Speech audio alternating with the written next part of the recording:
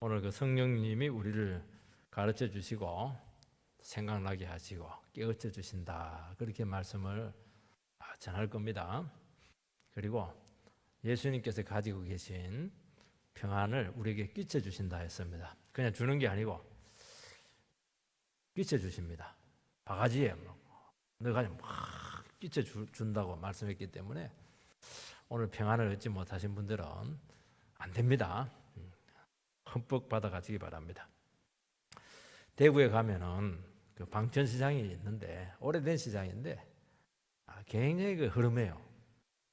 거의 뭐 방천에서 뭐 선한 것이 나오겠는가 말할 정도로 그렇게 많이 어려운 시장이었는데 거기에 한 기팅에 보면은 김광석 다시 거리기 길이 만들어졌습니다. 제가 있을 때 제가 사역하던 게 대구 동부교회인데 바로 길 건너면 그 김광석 다시 거리 길이 있는데 죽은 김광석이를 탁 거리를 만들어 놓으니까 1년에 한 150만에서 한 200만 정도 전국에서 모여가지고 상권이 살아났어요. 대표적인 문화 콘텐츠 거리가 되었습니다. 거기 가면 이제 김광석의 그 음악이 흘러나옵니다. 저는 늘 찬송가만 듣지만 그 거리를 다 다녀야 돼요. 통과해야 되니까. 그러면 뭐 음악을 많이 더 들었어요. 아직도 기억에 생생해요. 집 떠나와 열차를 타고 훈련소로 가는 날. 이거는 이제 20대들이 좋아하는 이등병의 편지입니다. 정확하게 몰랐는데 설교를 하면서 다시 확인해 봤어요, 제가. 또 하루 멀어져 간다. 이것은 이제 3, 40대를 위한 서른 즈음에라고 하는 그 노래입니다. 아니 그러면 우리 노인들을 위한 노래는 없냐? 노인들 위한 또 노래가 있죠. 어느 60대 노부부 이야기. 곱고이던 그 손으로 넥타이를 메어 주던 때. 그러니까 이 김광석이라고 하는 이 가수는 대구 출신인데 인생을 참 노래하고 싶었어요.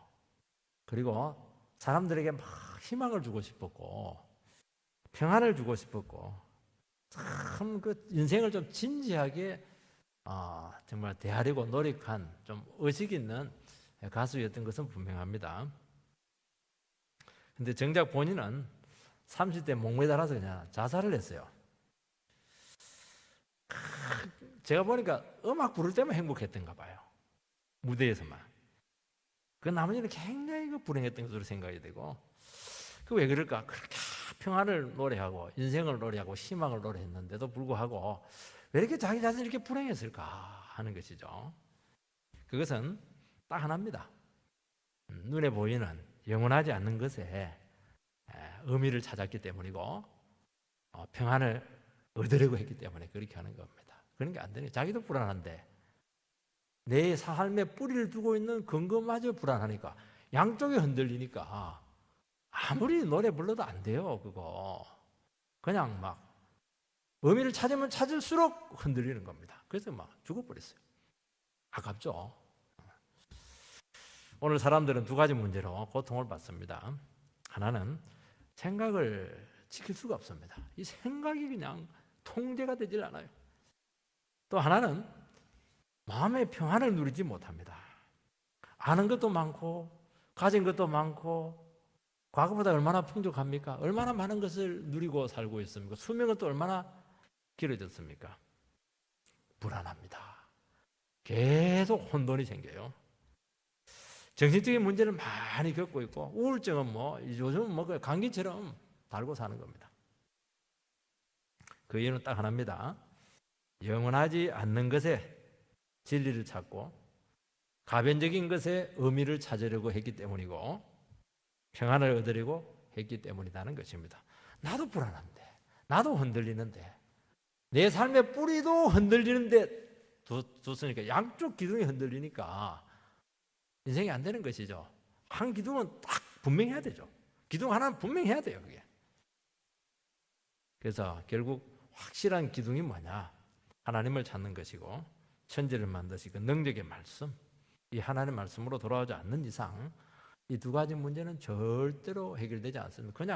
그냥 불안하고 흔들리고 막 몇 분 죽었다 살았다 하면서 그냥 살아가는 거예요. 그게 인생이라고 그렇게 하는 겁니다. 주님께서는 지금 제자들을 떠나려고 합니다.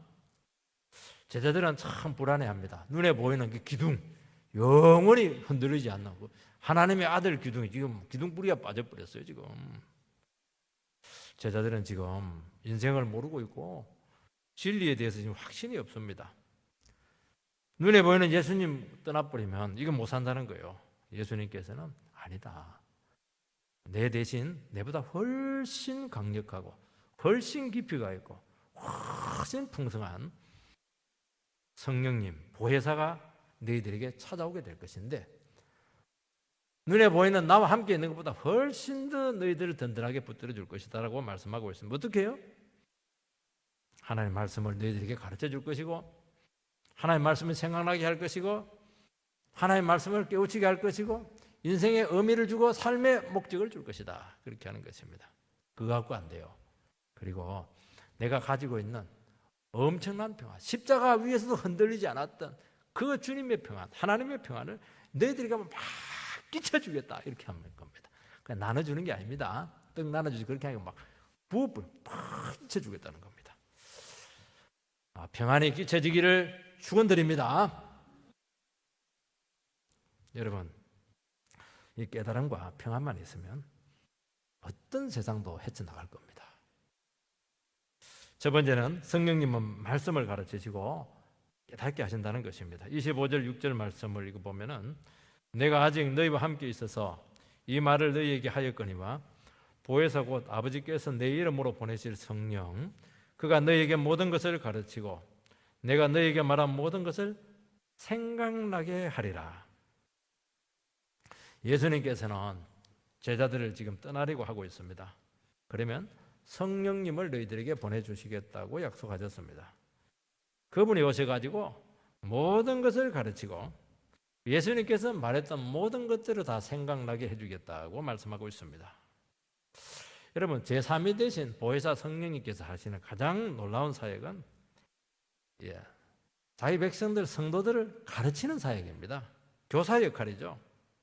또 하나는 뭐냐니까 하나님의 말씀이 생각나게 하는 겁니다. 성령님께서는 하나님이시기 때문에 많은 일을 하세요.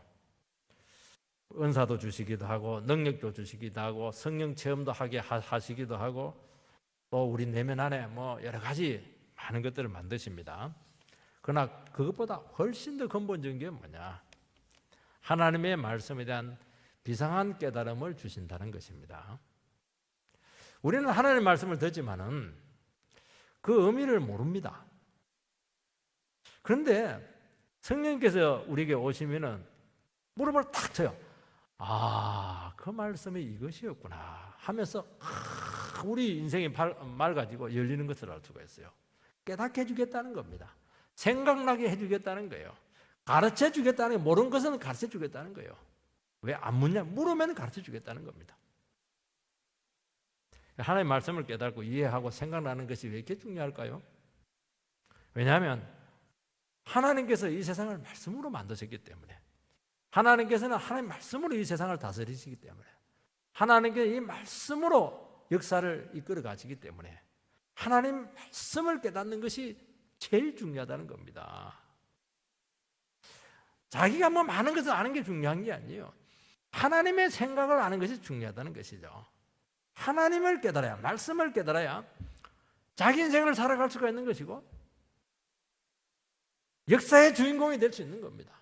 왜 우리는 열심히 사는데 왜 의미가 없을까요? 엑스트라라서 그래요. 엑스트라는 그냥 연기하면 하고 그냥 폐기 처분이에요. 주인공이 되죠. 주인공. 내 인생의 주인공이 돼야 되는 것입니다. 성령님께서 우리의 눈을 열어서 하나님의 뜻을 밝혀줄 때 우리는 그 말씀에 순종하고 살아갈 수가 있습니다. 그래서 우리 인생에 있어서 제일 중요한 것은 돈줄이 열리는 거 아니면 인생줄이 열리는 거 이제 그런 것들을 원하고 있는데 열리기를 정말 축원합니다. 그러나 그것보다 훨씬 더 근본적인 게 뭐냐? 말씀이 열려야 돼요. 말씀이 열리면 어떻게 되느냐? 영혼이 열리는 겁니다. 영혼이 열리면 어떻게 되느냐? 인생이 열리는 거예요. 다 열릴 줄 믿습니다. 아니 영혼이 안 열리고 말씀이 안 열리는 상태에서 뭐 이것도 하고 저것도 하고 이렇게 하는데 그게 오래 가지 못하죠. 제자들은 예수님과 함께 있을 때 직접 말씀을 많이 들었습니다. 3년 동안 더 들었습니다. 그런데 문제는 무슨 말인지 알아듣지를 못했어요. 그리고 영적이기 때문에 그 이해가 되지 않았습니다. 왜냐하면 제자들은 너무 육적이거든요. 너무 세상적이거든요. 그리고 무슨 말하면 문자적으로 이해를 했습니다. 예수님께서 너희들 헤롯의 누룩을 조심해라 이렇게 하니까 누룩이면 빵이지. 오병 이후에 기적 때 12광주리에 빵 남겨둔 거 있었는데 그거 누가 안 가져온 거야 이놈들 막 이러면 자기들끼리 막 싸우고 그래요. 예수님께서 헤롯의 누룩이라고 하는 것은 세속주의를 조심하라는 것이거든요. 바리새인의 누룩을 조심하라 이렇게 하는 거. 바리새인들은 그거 따르고 쏙 다른 사람들이기 때문에 외식을 하지 마, 위선을 떨지 말라는 것인데 위선이 굉장히 위험한 거거든요. 그거 하지 말라는데 본인들은 이제 빵 안 가져왔다고 도시락 안 가져왔다고 뭐 자기들끼리 막 싸우고 그래요. 왜요? 깨닫지 못해서 그렇게 한다는 것입니다. 예수님께서는 살아계셨을 때 저희들에게 나는 십자가에 달려 죽어야 너희들을 구원할 수가 있어 그렇게 했는데도 불구하고 끝까지 그 의미를 이해하지 못했습니다. 말씀은 듣긴 들어요. 한쪽 귀로 들고 한쪽 귀로 흘리고 시간 지나면 싹 다 잊는 겁니다. 그리고 말씀 따로 현실 따로 말씀을 아무리 많이 듣는데도 불구하고 그 말씀이 현실에 전혀 나타나지 않는 겁니다. 그 말씀은 의미가 없다는 거예요. 이게 사람들은 말을 아무리 많이 들어도 말귀를 못 알아듣습니다. 말귀 알아듣는 게 이게 참 어렵거든요. 자식 키워보면 압니다. 백날 이야기해도 안 돼요. 왜냐하니까 이해력이 있어야 말귀를 알아듣기 때문인 것입니다. 특히 영적인 세계는 눈으로 보이지 않기 때문에 더 이해가 안 돼요. 이게 성령님이 뭐니, 하나님 뜻이 뭐니 전혀 무슨 말인지 몰라요. 성령님께서는 어떻게 하냐? 우리 안에 죽은 지각을 새롭게 만드세요. 그래서 지각이 막 살아나게 합니다. 그러면 어떻게 되느냐? 우리 안에 이 죽은 지각이 있거든요. 우리가 하나님을 떠나면서 하나님과 교통할 수 있는 그 감각이 있었는데 죄를 짓는 바람에 그 감각이 죽어버렸어요. 성령님이 오셔가지고 그 죽은 감각을 막 살려내요. 그러면 어떤 일이 생기느냐? 하나님을 깨닫는 능력이 생겨요. 말씀을 이해하는 능력이 생깁니다. 영적인 세계를 느끼는 감각이 생기는 거예요. 이게 굉장히 중요한 겁니다. 지각이 살아요. 지각은 하면 안 되지만 지각은 살아나야 되는 거예요. 이게 과거에 우리 텔레비 볼 때 브라운관 할 때 반드시 지붕 위에 안테나를 더 설치해놔야 됩니다. 왜 전파가 막 다니는데 딱 그 전파를 안테나가 탁 받아야 돼요. 방향이 틀리다든지 아니면 고장이 나고 이렇게 하면은 화면이 나오지 않고 지직 이렇게 합니다. 이 지각은 뭐냐? 우리에게 있는 영적인 안테나입니다. 하나님께서는 우리가 예수 믿으면은 여기다 안테나를 딱 씌워 놓습니다. 말씀을 들으면 안테나가 작동을 해요. 그리고 핀트가 안 맞으면 돌립니다. 그래서 딱 맞춥니다. 그러면서 영적인 세계가 이해가 되고 하나님의 말씀이 막 깨달아지기 시작하고 하나님에 대한 막 지식이 막 살아나요. 하나님을 느끼기 시작해요. 말씀이 그냥 죽은 말씀이 아니고 막 살아서 역사하는 말씀으로 나에게 찾아오는 것입니다. 여러분, 하나님 말씀이라고 하는 것은 인간의 머리에서 나온 게 아닙니다. 세상 지식이 아니거든요. 하나님의 지식입니다. 그래서 우리 영혼이 죽은 상태로서는 절대로 깨달을 수가 없는 겁니다. IQ가 좋고 유학 갔다고 해서 성경을 깨달을 수 있는 건 아닙니다. 예수 믿고 우리 심령이 변화되고 성령의 역사로 우리 지각이 살아나고 그때부터 그냥 우리 속에 안테나가 생겨가지고 막 지각이 막 작동을 하는 겁니다. 그러면요 싹 서치는 딱 어떤 지나가는 소리인데 딱 터치를 해내요. 그러면 충격을 받아요. 야, 오늘 하나님께서 나를 만나고 간 거야. 이거는 하나님의 음성이야. 그 감각이 살아나는 게 이게. 그리고 막 성령님께서 우리에게 말씀을 가르쳐 줍니다. 그래서 이해가 되고 성경 한 구절을 이렇게 보면은 막 그 구절만 생각이 나지 않아요. 막 다른 수많은 구절 여기도 삐뽀 여기도 삐뽀 하면서 막 성경 전체가 막 싹 열리는 겁니다.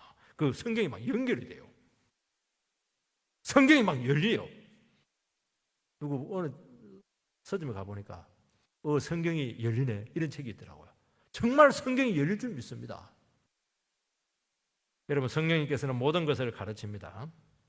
이 가르치는 게 참 어려워요. 왜냐하니까 모르니까 아무리 가르쳐도 백문이 불여일견, 아무리 가르쳐도 못 알아들어요. 그래서 가르침할 때는 특징이 뭐냐? 자꾸 반복을 해야 돼요. 이해를 시켜야 돼요. 모르면 막 그냥 예를 들어 가지고 또 설명을 해야 돼요. 되풀이해야 되는 것입니다. 그래서 이 가르친다고 하는 것은 인간이 할 수 있는 가장 적극적인 행위죠. 사람들은 안 배우려고 해요. 그래서 우리의 만들어진 지각이라고 하는 것은 이게 가만히 있으면은 없어져요. 그래서 어떻게 해야 되느냐? 자꾸 배워야 돼요.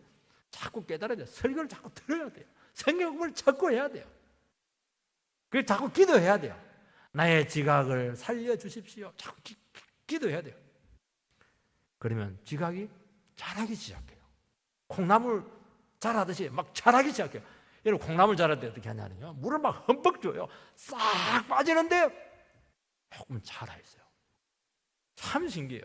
은혜가 막 퍼부어지는데, 하나님 말씀이 막 퍼부어지는데 보면 조금 자라있어요.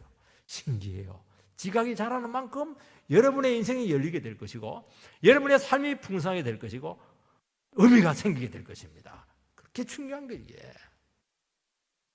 그래서 우리는 하나님 말씀을 마음에 새기고, 그 말씀을 갖고 자꾸 적용을 하고, 그 말씀 갖고 자꾸 은혜를 받고, 감동을 하고 사모하고, 성경도 알고 싶고 읽고 싶고, 그런 과정에서 성령님께서 우리 지각을 놀랍게 자라게 만들 줄 믿습니다. 그거를 하시기 바랍니다. 성령님은 모든 상황에서 가르치십니다. 우리가 병상에 있을 때도 성령 찾아오셔서 병상의 의미를 가르쳐줘요. 우리가 낙심했을 때도 찾아와요.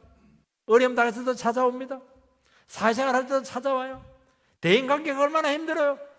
아무리 머리를 풀려도 안 돼요. 하나님, 이 사람과의 만남을 어떻게 해야 될까요? 끊어야 될까요? 만나야 될까요?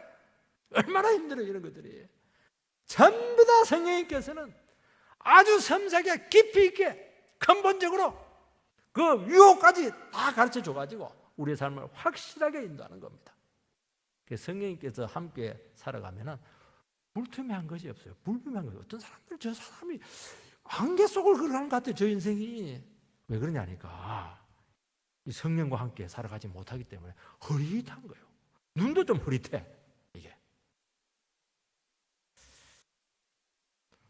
성령님께서는 진리의 영이시라고 17절에서 말씀했습니다. 성령님은 진리를 겪으신 분이시고요, 진리를 쓰고 계시는 분이시고요, 진리를 품고 계시는 분이 되시는 줄 믿습니다. 성령님은 진리 그 자체가 되신다고 말씀하고 있습니다. 성령님께서는 우리 속에 있는 양심을 살리시고 우리 영혼이 회복되도록 놀랍게 도우십니다. 이 안경을 이렇게 저도 쓰고 있는데요, 안경을 맞출 때 이 자기 시력하고 안경 도수하고 딱 맞아야 됩니다. 너무 센 거 하면 막 어질어질해요. 하나도 안 보여. 너무 약한 거 하면 흐릿합니다.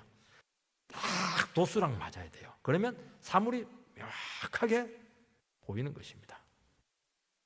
여러분, 우리는 영적인 정확한 도수가 맞는 안경을 써야 되는 것이죠.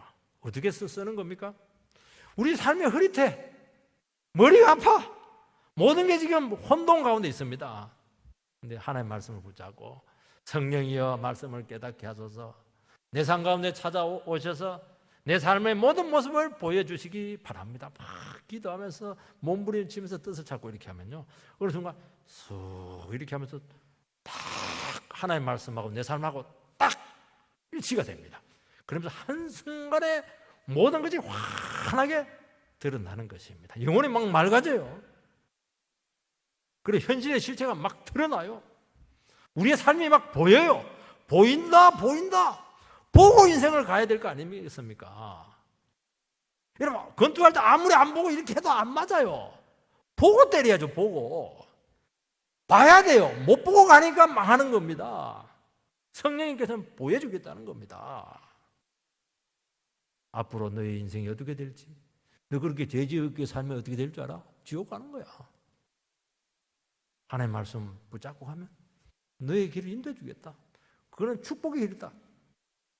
너무너무 분명히 우리에게 보여주신다는 것입니다. 그 순간 두려움은 사라지게 되고 기쁨이 회복이 되고 인생을 살아갈 수 있는 용기가 생기는 겁니다. 저는 하나님의 말씀을 준비할 때마다 하나님 뜻을 깨닫기가 너무 힘들어요. 요한복음도 더 힘들어요. 그래도 어떻게 합니까? 하나님께서 저에게 말씀을 주셔야 우리 성도님들에게 말씀을 먹이지 않겠습니까? 우리 성도님들이 너무 힘든 가운데서 이 예배 자리로 왔는데 시간이 있어서 온 사람 누가 있습니까? 오늘 예배 드리고 나서 맹탕으로 가면은 일주일 동안 헤맬 텐데 하나님 저에게 말씀을 안 주면 어떻게 되는 겁니까? 막 말씀을 줄 때까지 막 온 몸을 갖고 생트림을 합니다. 어느 순간요, 생각지도 못하게 성령님께서 다 그 말씀을 밝혀줍니다. 그리고 진리의 덩어리가 저에게 딱 임하는 것입니다. 그러면서 제가 그 하나님 말씀 세계 속으로 빨려 들어가요. 거기서 말씀을 느끼고, 거기서 말씀을 고민하고, 거기서 말씀을 누리고, 막 진리가 제 인격 속에 막 새겨지는 것입니다. 참 그런 일이 생겨요. 그렇게 해야 말씀을 전할 수가 있지 않겠습니까? 나도 이해하지 못하는 말씀을 어떻게 성도님들에게 이해를 시킬 수가 있겠습니까?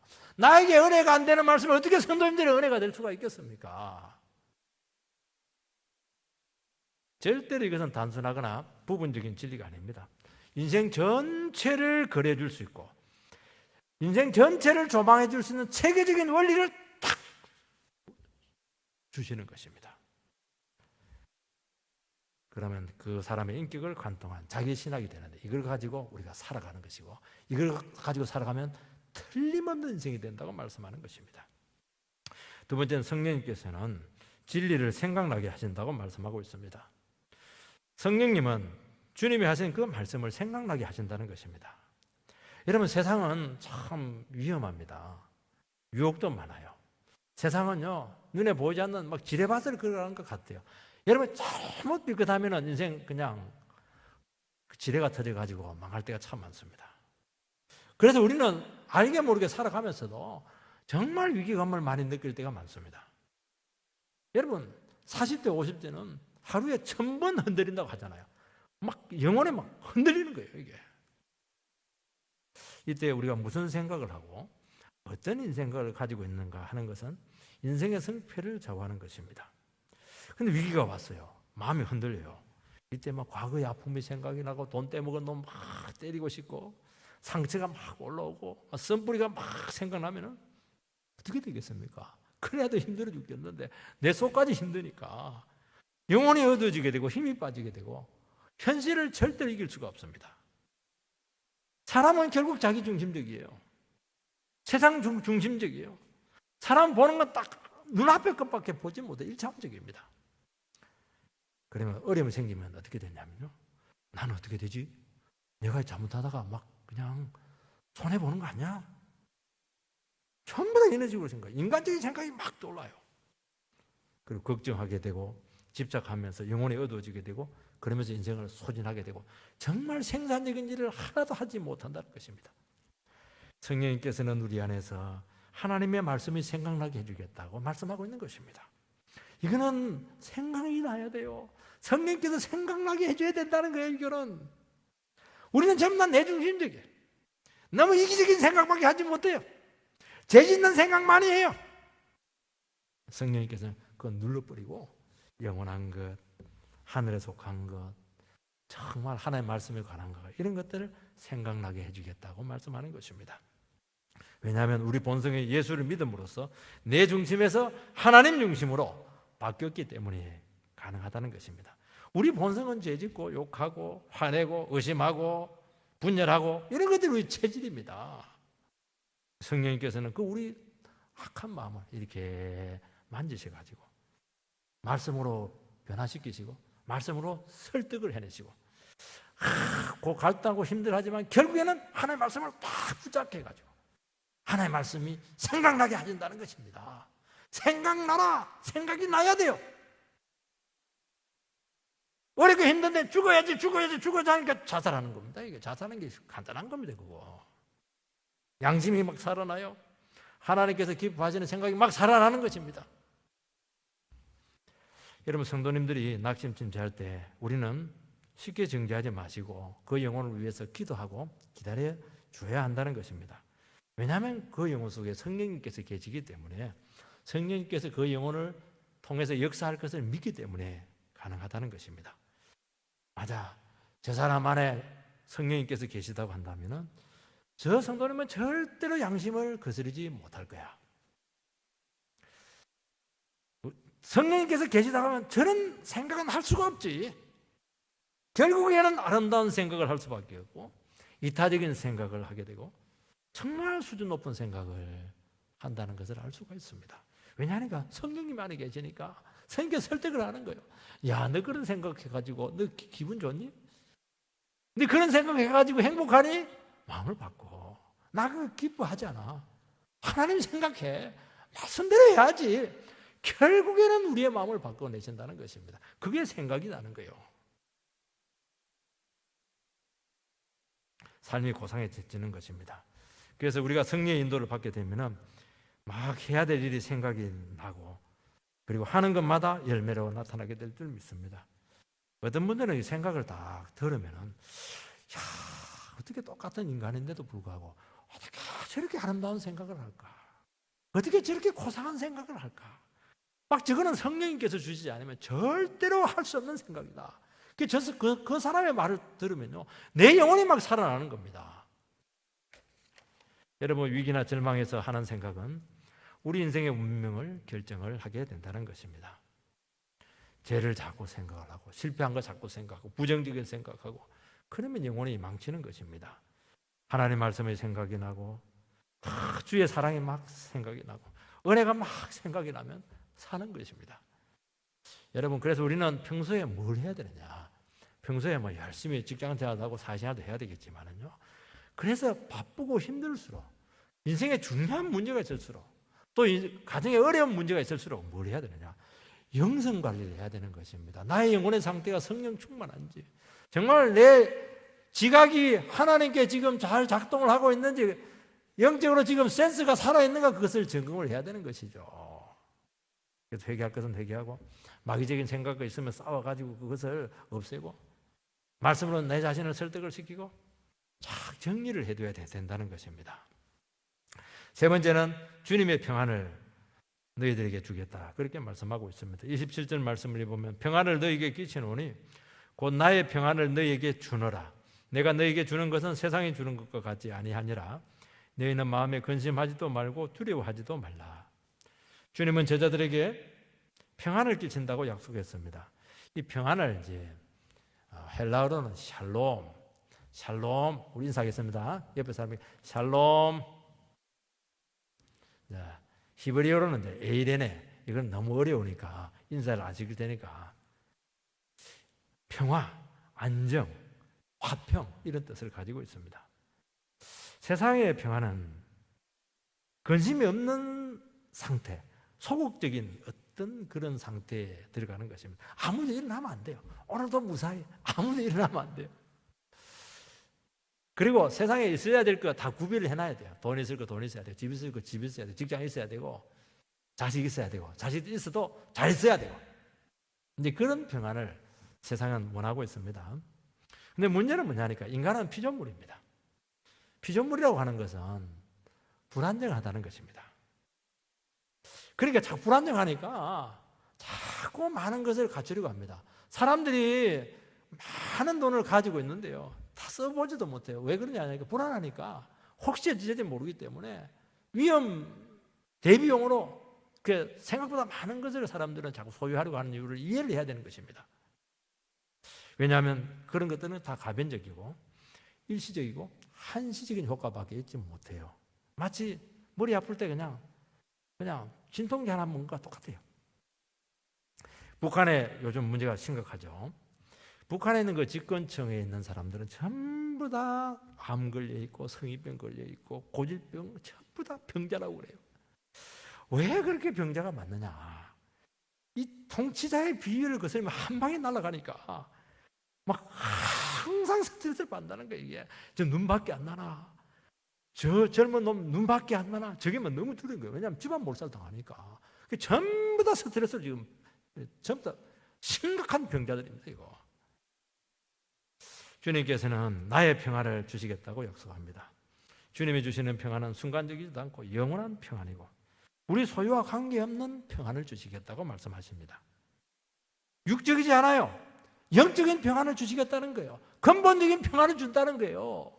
외적인 평안은 불안하거든요. 우리 영혼을 딱 붙잡고 있으면 영원한 평안은 영원하거든요. 외면적이지 않아요. 내면적입니다.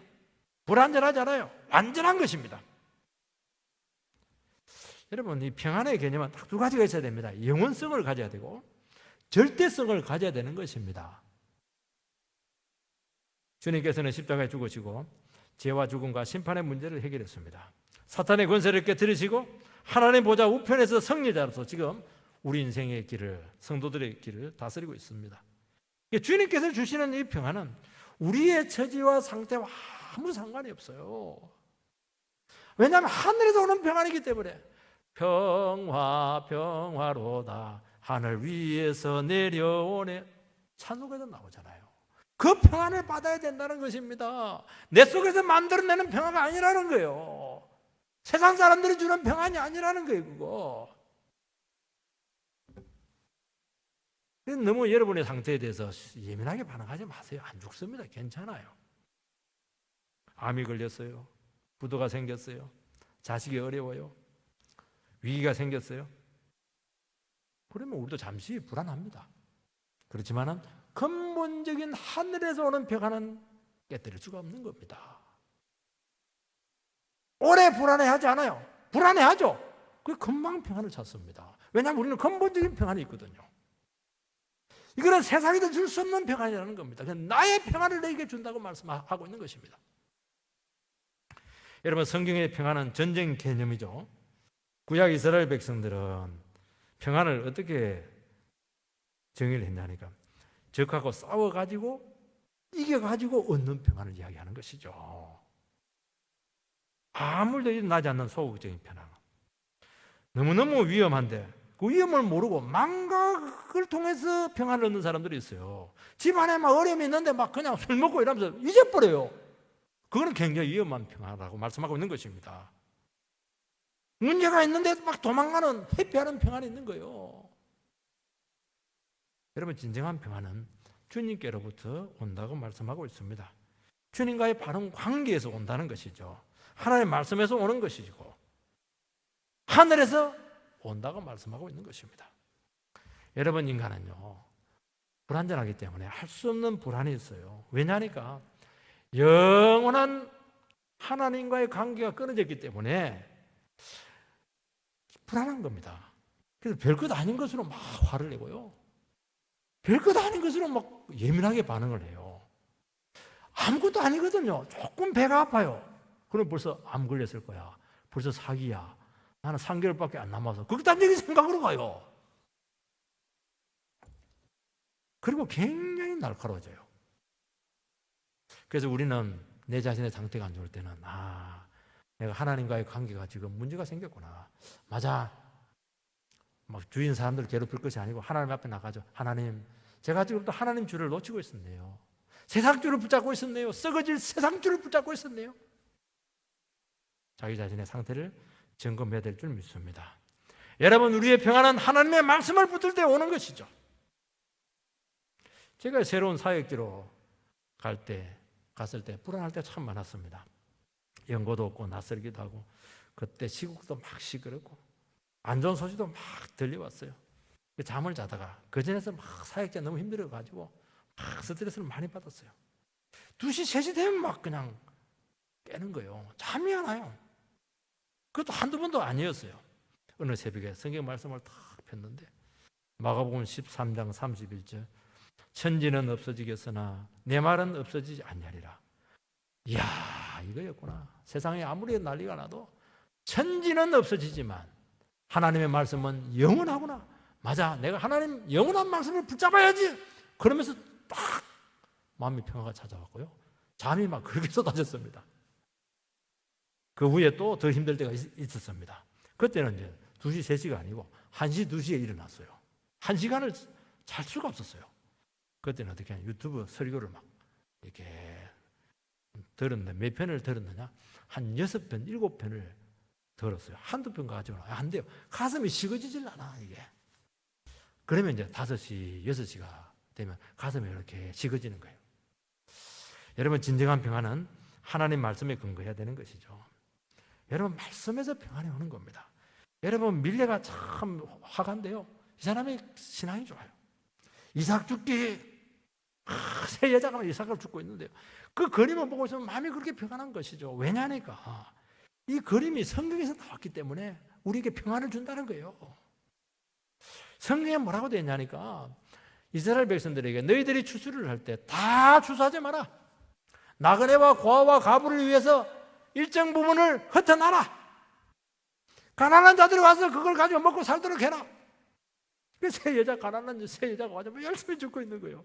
그걸 보고 좀 성경이 딱 생각이 나면서, 야, 하나님께서는 저렇게 사랑이 많으시네. 제 가난한 가부들을 위해서 저렇게 먹을 것을 남겨두었는데 나의 인생도 책임지겠구나. 그 평화가 오는 거예요. 또 유명한 그림이 뭐냐니까 만종이죠, 만종. 저녁 어둑어둑한데 부부가 고개를 탁 숙이고 기도하고 있어요. 기도 탁 하고 종이 땡그랑 교회에서 들리는 그 종이 있지 않습니까? 이 밀레가 왜 신앙이 좋냐니까 어릴 때부터요 할머니로부터 뭘 배웠냐니까 밀레야, 너는 하루에 교회에서 종 3번 지면 그때마다 기도해라는 거예요. 그걸 신앙을 늘 품고 있었던 겁니다. 그래서 하루 일과가 마치고 감사 기도를 탁 하는 그 부부의 모습을 보면요 마음이 그렇게 평안할 수가 없어요. 가난하거든요. 가난한데도 마음에 평안이 오는 거예요. 왜냐하니까 하나님 말씀과 기도에서 왔거든요, 이게. 저는 세상만을 추구하며 내 자신을 다그치고 공부, 돈, 출세만을 위해서 저는 막 달려봤어요. 너무 가난했거든요.